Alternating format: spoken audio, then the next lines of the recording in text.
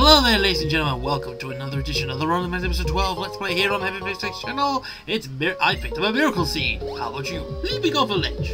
Anyway, we're gonna conclude the Pinwheel Forest. Well, as of right now, anyway.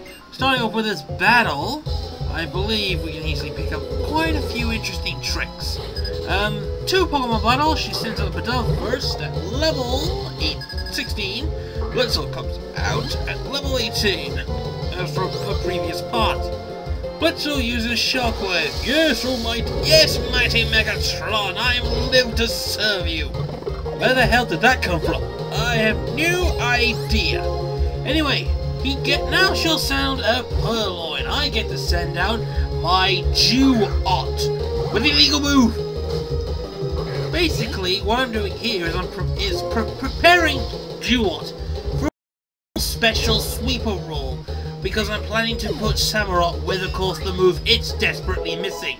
A very powerful Focus Blast.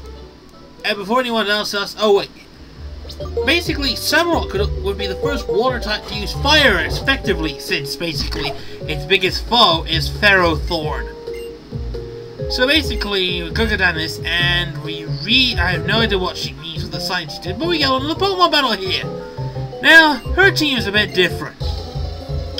Her team essentially has what I like to call 3 Pokemon full of the same creature, aka Zubat. She must have defeated Psylab. Anyway, her first is a Woobat 15 at level 18. Padov likes to use the Quick Attack, which does a lot of damage.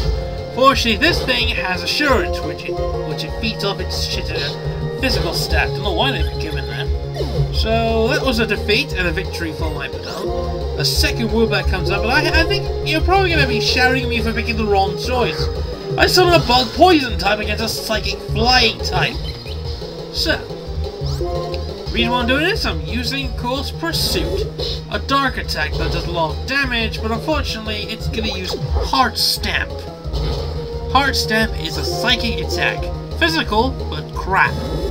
Once again, proving that I'm the better Bug-type master. So, 217, that's not enough credit. Woobat as well. For the third umpteenth time, back to Blitzel. Yep, this gets pointless. Right, Blitzel. Time to use your Shockwave. Well, it's the only reliable electric type you have so far, and although you may not need the electric type, you probably may need to keep an electric type just in case. So level 19 Blitzel, pretty good Pokemon there.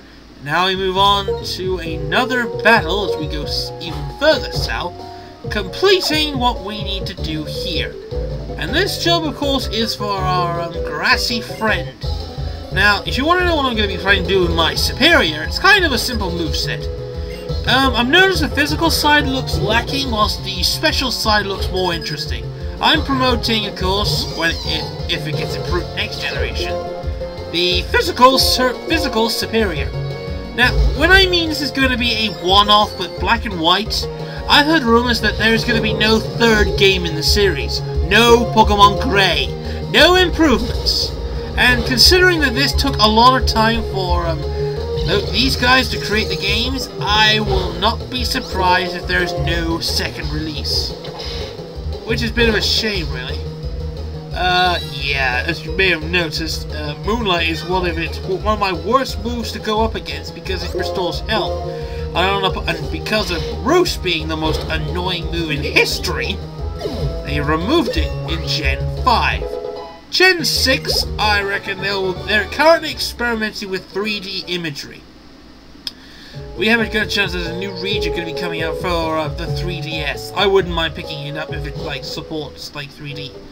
Kind of like what the Pokédex 3D application is for the 3DS. A free one, but I think it's showing off, trying to show the interest of the 3D Pokemon imagery. I mean, after all, who wants a Colosseum and an XD on the go?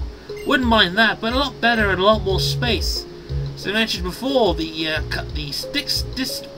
cartridge space of a 3DS is about 2 gigs. So, and this game is usually about 512 kilobytes. There's a lot of room in though. You can add a lot of more Pokemon and a lot more emphasis on the plot if you do a 3D imagery one. Actually, a lot of people wouldn't mind going back to challenging all regions and all that. But you gotta connect to not only 4th gen, but you gotta connect to 5th gen too, via the DS. Anyway, now we're on to the test of the 3D imagery. The Sky Arrow Bridge. Considering that this is for a DS, it's actually pretty impressive. Even though it serves no purpose than presentation. Oh, trust me, there's a few areas in this game which are kind of pointless too. Hi, Moose. Anyway, let's move the sky. It's in the middle of the night, so basically this is like the Brooklyn Bridge, as it were. Although for those that don't know, this game, the entire region of Unova is based on the New York State. The center part of New York is like is basically based on Manhattan Island. A very nice place, actually. I wouldn't exactly live there, but it's a very good place to go. I mean, New York is a sight to be seen, even if you did nothing for 2 weeks. It's still a very memorable experience, and that's how I met my friends. No, we're not going back over the bridge. There's nothing for us there. We're in Castelia City now, and this is our next location in the game. Next location, as in, this is really going to be more interesting than other regions providing it. So, we're now in the Manhattan part of Pokemon, and now we gotta recover our Pokemon because we're gonna be getting some more members, ladies and gentlemen. At least we're gonna be getting 2 new members coming up. One of them is gonna be off-screen, and the other is going to be taking part in the next few minutes, because we're gonna do a special segment after it. It's gonna be catching an event Pokemon. And if this works, we might be getting some more event Pokemon in the near future. So, thank you very much, ladies and gentlemen, for the end of the actual walkthrough. Coming up now is how you get the Zorora event. Hello, ladies and gentlemen, welcome to the event collecting segment of the video. We're in Castelia, it's a lovely day in the winter, and now we're going to pick up, now with a Pokeshift Celebi from the 13th movie, I believe, we can now go get our hands on Zorora. Now, Zorora is our newest member of the squad. Mainly due to the fact that it's a special-based Pokemon, and it's a prominent user of Nasty Plot. Combine that with his brilliant moveset of Flamethrower, Focus Blast, and a combination of either Night Daze, Grass Knot, or Extrasensory, it's a pretty powerful sweeper. Fast, it's kind of like the Lucario of this generation, if Lucario was a pure Dark type and had at least 2 glaring weaknesses. So, as you probably may have noticed, the girl goes off, the Celebi returns to your decks, and we'll never see that Celebi ever again. Unless, of course, people want me to keep the damn thing. Which is kind of ironic, because actually Celebi is OU. So, in the next part, we're going straight to Liberty Gone.